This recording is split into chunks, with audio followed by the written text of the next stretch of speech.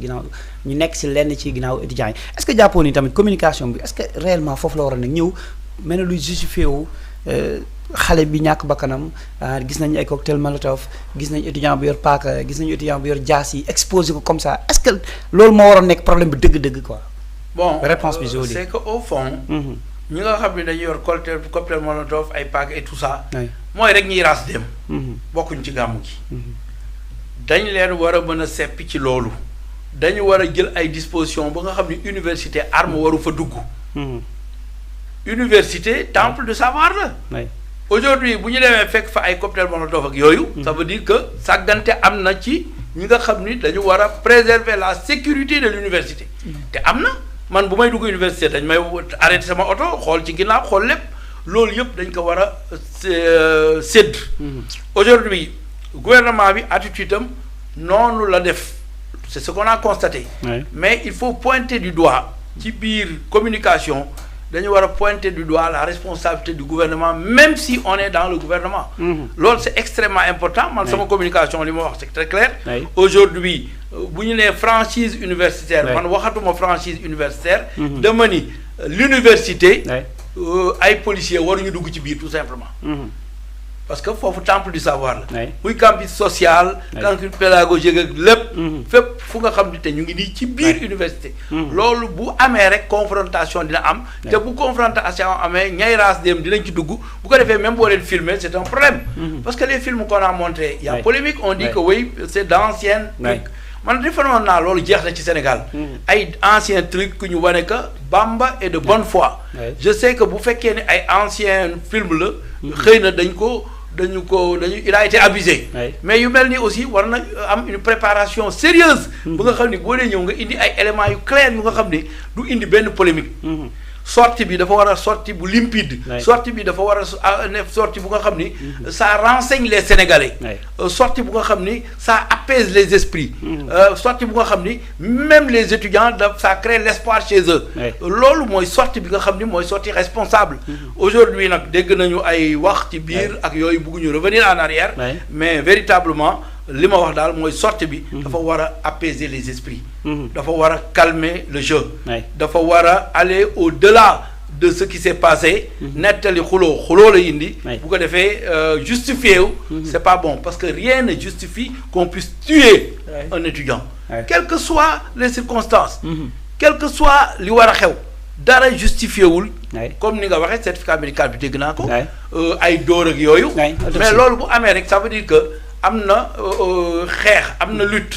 cette lutte là cette confrontation là la ñu war a éviter. te defe naa police bu duggul ci enceinte universitaire yi. alors là loolu mën na jàkk. parce que étudiants yi quand même du ñu fekk policiers yi ci mbedd mi. di xeex ak ñoom. d'autant plus que policier bu jógee étudiant bi day daw. donc ñoom nañ leen bàyyi ci biir campus ba. maintenant d'aucuns pense que bu ñu leen bàyyee dañuy yàq campus bi ci biir. bon. temple du savoir il faut qu'on les sensibilise également davantage il faut que ñu xamal leen ni lii ngeen yàq. par exemple mën ngeen toog 3 mois. du ngeen def cours parce que yéen a ko yàq. les mettre devant leurs responsabilités. loolu yëpp c'est extrêmement important. parce que aujourd'hui à l'université il y a des étudiants qui veulent travailler. qui veulent véritablement réussir. qui def 10 ans. ci master wala des choses comme ça. c'est quelqu'un qui a doublé. doublé warut a nekk dafa war a am ay critères yu bees yu ñu teg yu nga xam ni véritablement ki bëgg jàng moo fay nekk. mais ku bëggul jàng. wax dëgg yàlla ñu seet leneen loo def. wala jox la beneen orientation. et te wax naa ko. pour justifier ou bien pour solutionner la chose. comme vidéo bi nii déjà dugg ci biir chambre étudiants yi aussi quand même. lii laa wax. enceinte bi rek moo baaxul. c'est-à-dire ci biir enceinte bi boobu mun nañu justifier ni non dañu doon xeex ñu leen di àtte. mais loolu man àtte du ma ci fekk bu ma dee police. bu ñu dee xeex ci biir c'est le truc de l'étudiant. lii aussi man je ne me fie plus aux images. parce que bu ñu génnee image ñu ni bu 2000 la. am ñu ni bu 2003 la. kon bu ñuy génnee image war nañu xool exactement. yan image la ñu génn te aussi ñi joxe image bi. ils ont la responsabilité bu fekkee erreur d'image am na. parce que li ñu yor gouvernement la. li ñu yor c'est sérieux li ñu yor réew la. am réew bu ñu la ko joxee au fond dañu war a def tout pour que lépp lu ñuy wax mu nekk lu fiable parce que on a toutes les dispositions.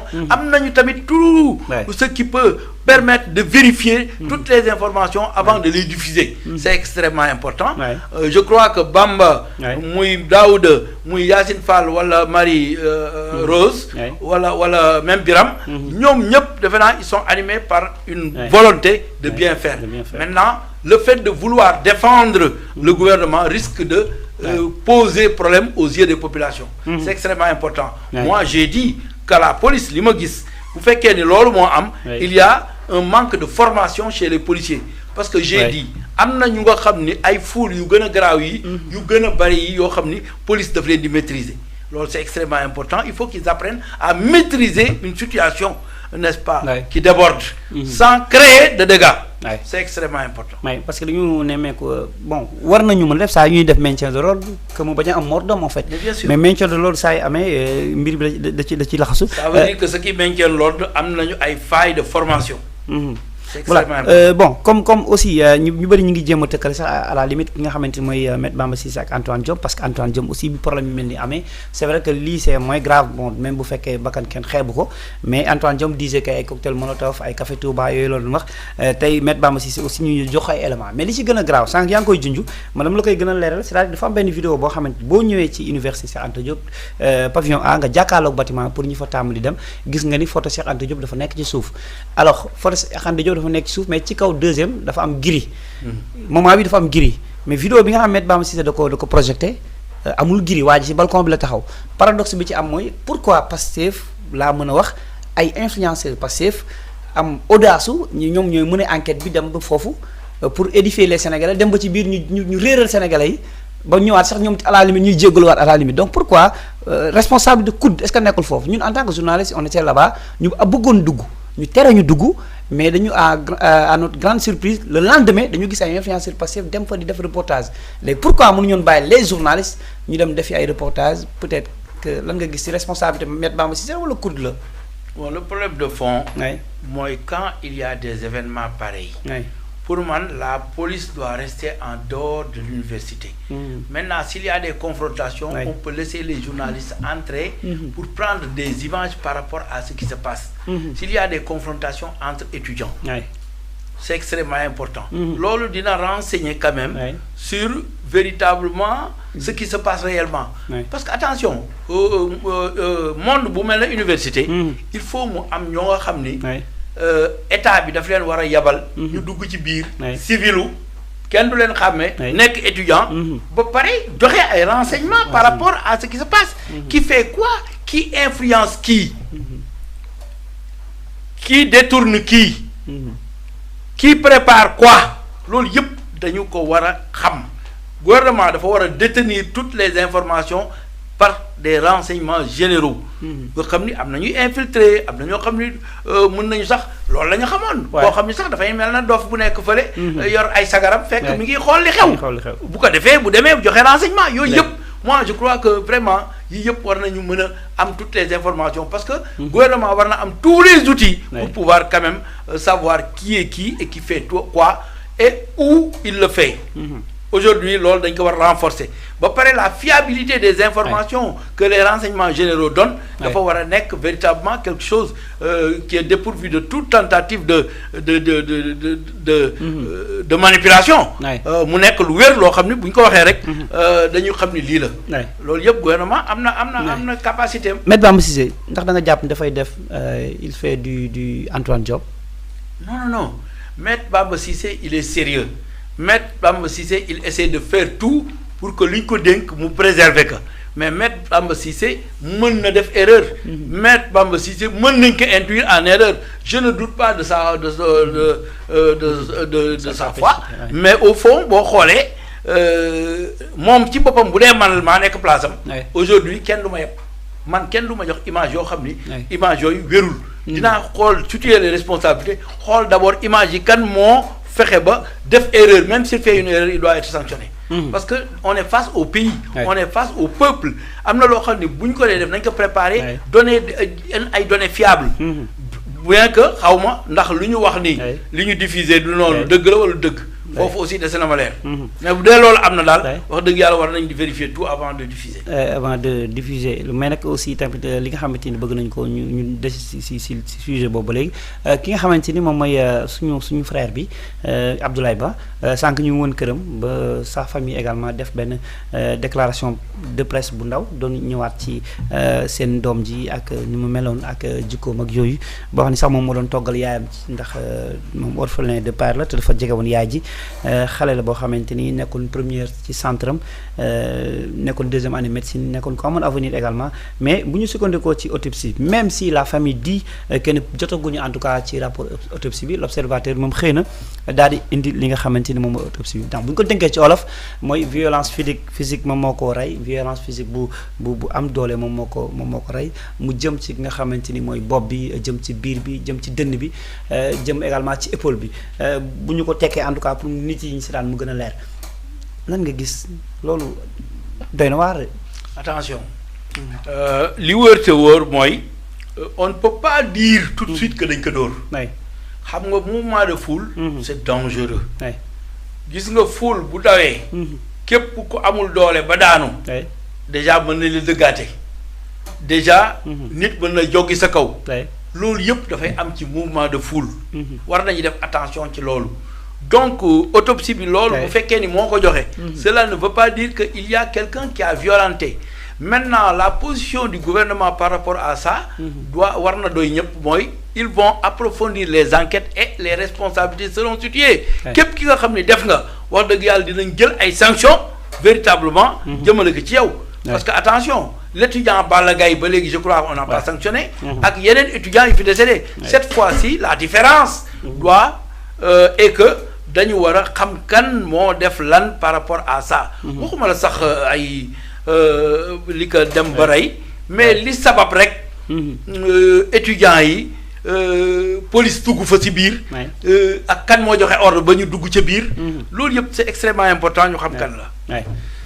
loolu nag dafay am solo ñu xam kan la famille réclame la justice Maître Bamba Cissé nee na bépp way takk der FDS bu jël risque en tout cas di def lu naka su dul noonu ñu la ciy filmer yoon dina teg ci kaw loxo ñenn ñi nag jàpp nañ ni mbir mi daal du mujj fenn la fi amoon lay am mais am nga confiance justice sénégalaise pour ki def lii. bu dee moo ko def aussi bu dee ay nit a ko booloo def ñu teg leen loxo traduire devant la justice et même si nga xam mooy Yacine Fall nee na ki ko def dinañu ñëwaat tudd turam wane ko. waaw loolu mooy yoon. loolu nag daawul am. boo xoolee manifestation yi fi amoon ci affaire Ousmane Sonko. on voyait des gens yu nga xam ne xam nañu ñan la. mais ba léegi kenn inquiété wu leen ba léegi kenn jàpp leen yaakaaruma ni avec le régime de Bassirou Diomaye Diakhar Faye bu ñu identifier ay nit. ñuy def naka sudul noonu kenn du leen jaaree ci yoon. moi j'ai bon espoir que véritablement ak jubal bii ñuy wax nga xam ni lu wóor la ku ñu ci jàpp nga xam ni def nga loo warul dinañ la teg sanction yi nga xam ne moom la war a teg. man j'ai bon confiance. L'Assemblée nationale met en place une mission d'information parlementaire à ce sens ci cadre liggéey bi nga xamante ni ñu koy def jëm ci wàllu politique éducative commission de l'éducation de la jeunesse des sports et des loisirs de l'Assemblée nationale ma ngay informer maanaam ma nga yëgal le 2 février ma ngay yëgal ñi nga xamante ni moom mooy askan bi ni mbir mi bëgg na ko daal di ubbi ab enquête li nga xamante ni mooy ab laaj ak tontu jox ci li nga xamante ni mooy mbir mi c'est-à-dire Assemblée nationale dafay mujj dugal loxoom ci mbir mi. est-ce que le médecin après la mort d'autant plus gis nañ député yu bari c'est vrai que am na ñu ci wax problème bi muy am ñu bari dañoo ñëw faral état bi ñu dem ba jëyee am ñu ubbi ay commission d'enquête. bon commission d'enquête pour clarifier la situation. kenn du ko bay. mais li gënoon comme ni nga ko waxee mooy. ñu jël toutes les dispositions. ba lii bañ a am. je salue en passant.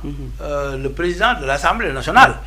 il s'est rendu à l'université moom ak Ousmane Sonko. je crois que am na situation bu fa amoon am na lu ñu fa réglé.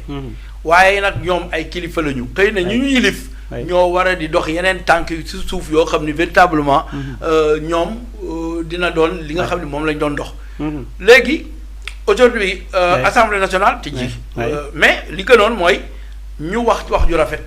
jëf ju rafet bu ko defee teg lu rafet. ba. delloo ci xelu étudiants yi ba nga xam ni.